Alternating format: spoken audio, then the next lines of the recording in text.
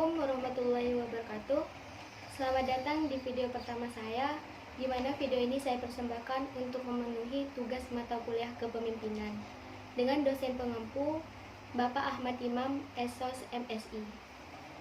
Perkenalkan, nama saya Enis Penisi, NIM 2018-310192. Pemimpin adalah orang yang memimpin kelompok 2 orang atau lebih, baik organisasi maupun keluarga.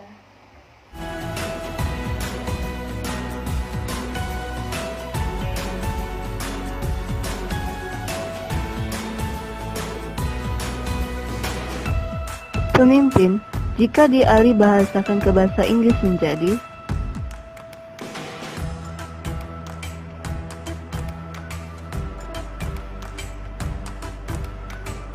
leader.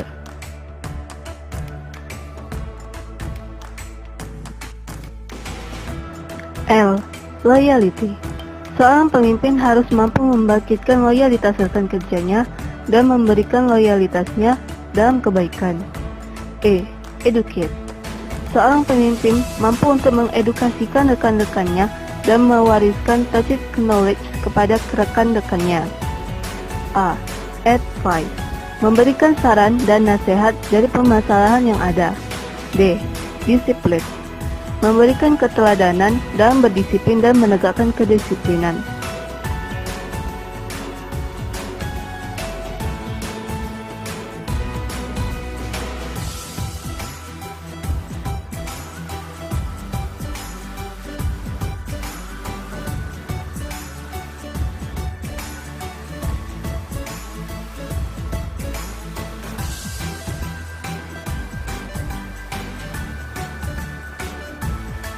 Sedangkan kepemimpinan adalah kemampuan seorang pemimpin untuk mengendalikan, memimpin, mempengaruhi pikiran, perasaan, atau tingkah laku orang lain untuk mencapai suatu tujuan yang telah ditentukan sebelumnya. Berbicara tentang kepemimpinan, di mana kepemimpinan itu merupakan jiwa seorang pemimpin yang sudah pasti melekat pada dirinya, tetapi tidak menutup kemungkinan jiwa kepemimpinan ini ada pada seseorang yang bukan seorang pemimpin. Ciri-ciri pemimpin yang baik adalah yang pertama cerdas, yang kedua inisiatif, bertanggung jawab, dapat dipercaya, jujur, dan rela berkorban. Untuk masing-masing pengertian, kalian bisa lihat di slide berikut.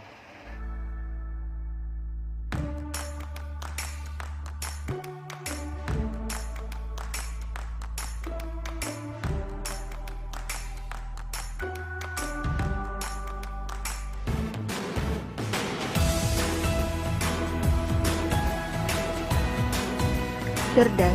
Kecerdasan menentukan seberapa baik langkah yang diambil oleh seorang pemimpin jika dihadapkan oleh suatu masalah kelompok.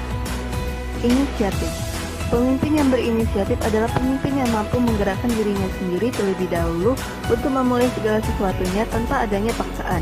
Dengan sifat inisiatif yang ada dalam diri pemimpin, kekuatan dan diri dari tiap anggota untuk menjalankan misi kelompok pun akan terjamin dengan baik.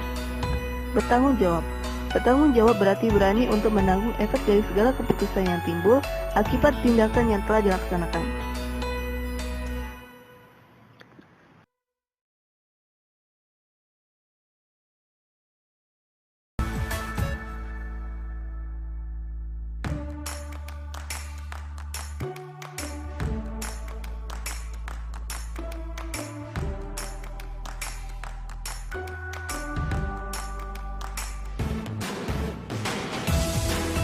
Dapat dipercaya, pemimpin yang ideal adalah pemimpin yang tidak perlu berpikir ulang.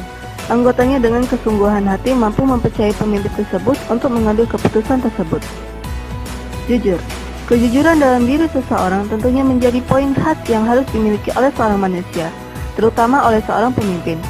Pemimpin yang jujur menjanjikan keterbukaan dan keluasan dalam memberikan segala informasi yang mencakup kepentingan kelompok. Rela berkorban berarti rela menerjunkan diri dalam kepentingan kelompoknya dibandingkan dengan kepentingan pribadi. Pemimpin yang telah berkorban akan mampu memfokuskan diri untuk mencapai visi kelompok secara detail. Pada dasarnya, fungsi kepemimpinan itu ada dua. Yang pertama, fungsi administrasi. Fungsi ini mengadakan formulasi kebijaksanaan pada administrasi dan menyediakan fasilitas. Yang kedua, yaitu fungsi top management, di mana fungsi ini mengadakan planning, organizing, staffing, directing, commanding, dan controlling. Berbagai banyak macam gaya kepemimpinan. Di sini saya hanya menjelaskan 3 gaya kepemimpinan. Yang pertama, otokratis. Dalam gaya kepemimpinan ini, pemimpin bertindak secara diktator pada bawahannya. Di sini kewajiban dari bawahan adalah untuk mengikuti dan menjalankan perintah. Tidak boleh ada saran dan bantahan dari bawahan. Yang kedua yaitu gaya kepemimpinan demokratis. Di sini pemimpin ikut berbaur dan berada di tengah-tengah anggotanya. Hubungan yang tercipta juga tidaklah kaku seperti majikan dengan bawahan, melainkan seperti saudara sendiri. Yang ketiga yaitu gaya kepemimpinan laissez-faire. Dalam gaya kepemimpinan ini, pemimpin tidak memberikan instruksi dan perintah. Mereka membiarkan bawahannya untuk berbuat sekehendaknya. Tidak ada kontrol dan koreksi. Salah satu contoh gaya kepemimpinan yang menarik hati masyarakat, bahkan patut dijadikan sebuah teladan, adalah gaya kepemimpinan Bupati Bojonegoro, yaitu Bapak Suyoto. Kalian bisa lihat cuplikannya di berikut ini. Kepemimpinan adalah keteladanan, inspirasi yang sanggup menggerakkan. Kalau cuma sibuk memberi perintah, lama-lama bisa membuat gerah. Rakyat tak butuh retorika, hanya ingin pemimpin yang bekerja. Agar optimisme tidak meredup, kata-kata saja tidaklah cukup. Pemimpin yang terus bekerja dan berkarya layak mendapat apresiasi yang nyata. Inilah Mata Najwa, menatap yang menata. Bupati Suyoto mengawali pengabdiannya untuk publik Bojonegoro dari dunia akademis. Cita-cita Suyoto sejak kecil tak muluk-muluk, menjadi supir bus dan menjadi guru. Bahkan hingga lulus kuliah, Suyoto tidak pernah membayangkan dirinya menjadi politikus, termasuk menjadi seorang bupati. Memasuki periode kedua memimpin Bojonegoro, Bupati Suyoto lebih mengutamakan peran masyarakat dalam proses pembangunan yang sekaligus menjadi kunci utama kesuksesannya membangun Kabupaten Bojonegoro. Memimpin sekitar 1,2 juta jiwa, Bupati Suyoto membuka lebar-lebar telinganya untuk rakyat Bojonegoro. Bahkan agenda rutin pertemuan dengan warga Bojonegoro masih terus digelar setiap pekan di Pendopo Bupati untuk menerima berbagai keluhan masyarakat dan mencari solusinya. Perubahan di bidang ekonomi, pendidikan dan sosial terus dilakukan, termasuk reformasi birokrasi pemerintahan Bojonegoro. Gaya kepemimpinan itu bahkan membuat sang bupati tercatat dalam Leading by Emerging Future, sebuah buku yang ditulis Otto Scharmer, guru besar di MIT Amerika Serikat. Banyak yang dapat kita pelajari dari seorang Bupati Bojonegoro, yaitu Bapak Suyoto, di mana dalam proses pembangunan kita harus mengedepankan peran masyarakat dan transparansi.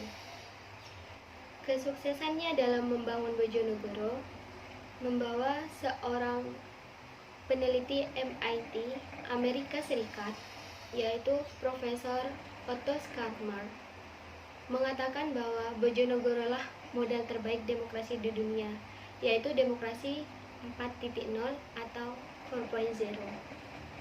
Demokrasi 4.0 atau 4.0 adalah demokrasi yang tidak lagi menggunakan atau mengedepankan ego berupa kompetisi, tetapi mengedepankan eko, yaitu kebersamaan, sehingga dari debat menjadi dialog dan dari keterwakilan menjadi langsung.